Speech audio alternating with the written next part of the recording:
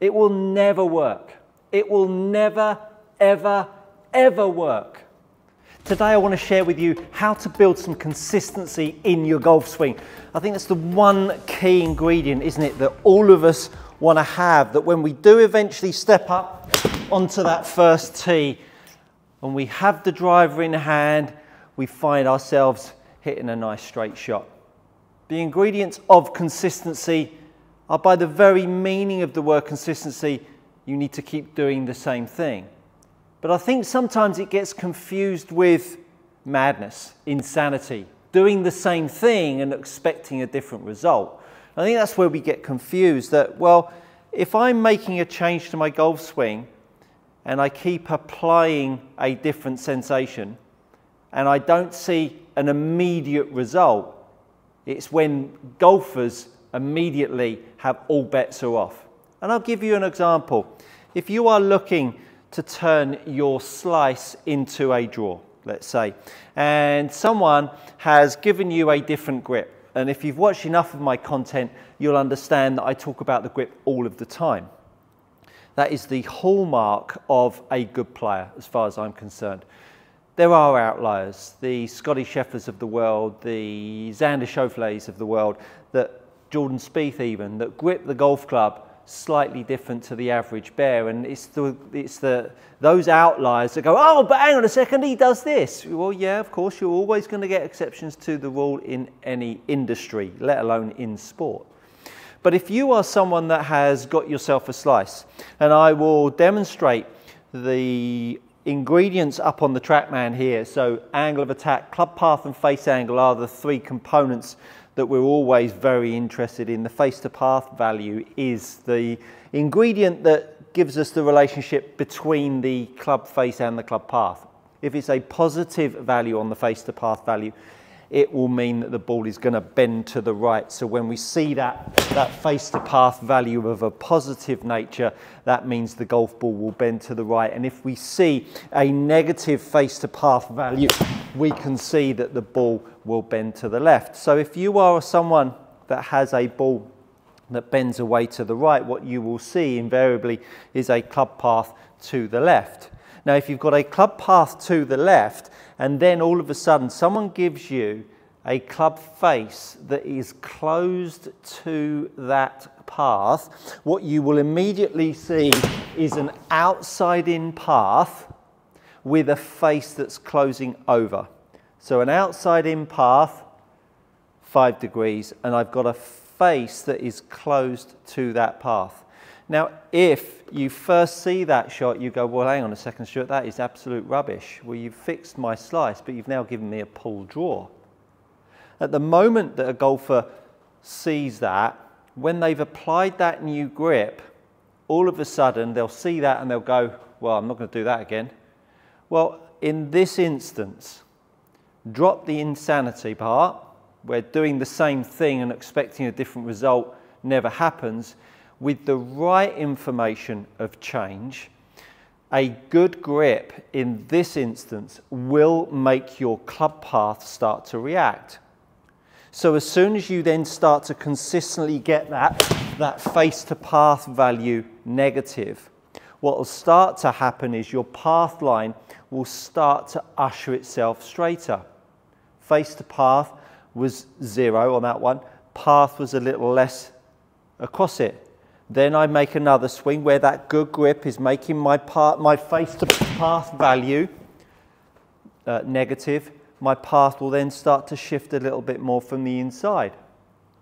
And then before you know it, what you've done in 3 shots, by applying the same change, your path line has gone from outside in, straight, to closed, inside out. Because what it's doing is reacting to what you're feeling the ball do in the sky. And this is when you have good change, good application, you will start to see path lines, angles of attack, face to path values start to shift, because the golfer has a sense of where that ball is going to bend. A lot of you will know that by the time you've hit the shot and you're looking up, that ball's gone to the right, path is 5 or 6 to the left, face is 8 or 9 open. All of a sudden you knew what that was going to do.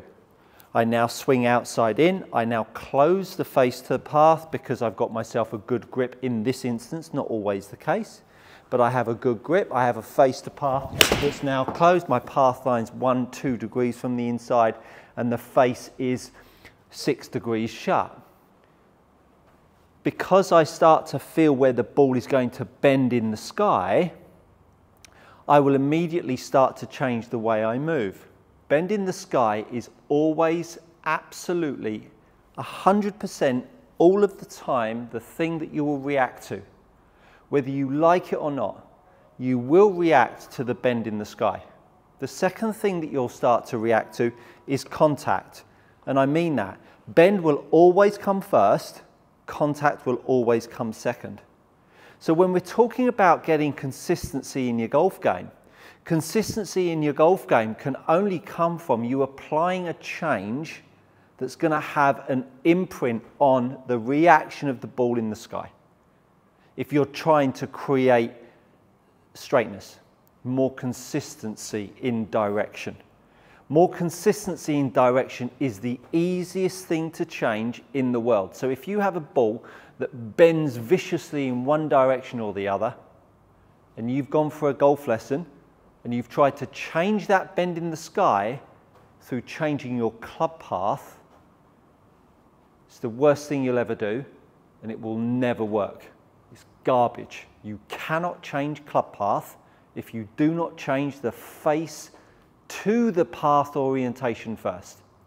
So I make a golf swing dead straight, and I make the face open on the first one, and I make the face shut on the second one. The club path stayed nuts and bolts the same. Hey, zero path on both of them, and the face open and the face shut. Jesus, I'm good. Absolutely not. I just understand how to move, which is all I'm sharing with you guys. But you understand that that club path stayed exactly the same. One ball bent to the right, one ball bent to the left. What won't ever change your ball in the sky in its bend is the path. It will never work. It will never, ever, ever work. To get consistency in bend in the sky, you have to manage your face angle. And the easiest way to manage your face angle is by going and checking out my grip series, which I go on about all of the time. And when we get this real instant reaction to, oh, bend in the sky, check your grip out first. Let's inspire golfers standing on the lesson tee, or inspire golfers that you're playing with in your group. Don't tell them that they swung too fast. Don't tell them that they kept their head down or they lifted their head up, or a bit quick in transition, all that absolute garbage. Have a look at their grip first and educate them on how to hold it, and they might have a chance from there. So in this session where I've talked about gaining consistency, I've just talked to you about what's going to change the bend of the ball in the sky, but what I've also shared with you is giving yourself the chance to go from turning that slice where you've swung outside in with an open face to path, to then fixing the open face to path, but still having an outside in swing, to then fixing the face to path value. So I'm now 14 degrees shut. Then all of a sudden I could get myself with a very different path line because my face to path was shut. Both of those swings were 14 degrees shut to path. One came outside in 9. If you're tired of paying too much for your premium leather golf gloves, head over to gxgolfgloves.com. These are gloves trusted by tour players and elite amateurs alike. Use my code GOODCOACHING to receive 10% off your next order. Go try them out. You won't be disappointed. One came inside out 9. both of the balls have gone to the left. Path did not make that ball bend to the left more or less. The face to path was the ingredient that made the ball bend exactly the same on both shots. Where it started, because the swing and the path was left more or right more, is what caused a slightly different and slightly lesser left shot. But all of the time I have that face to path value in this situation, I'll always have a bend left. The path won't change that. So understand, to get consistency in your golf, you need to keep applying a change that has a chance to have an effect, have an impact on what you'll see in the sky. And once you start to really apply those consistent changes, you might have a chance to really feel how that swing's evolving and how you might be able to find the fairway just a little bit more often. Hopefully that's added some value to your golf. Do consider subscribing while you're here, and I think you'll find out, my friends, is good coaching.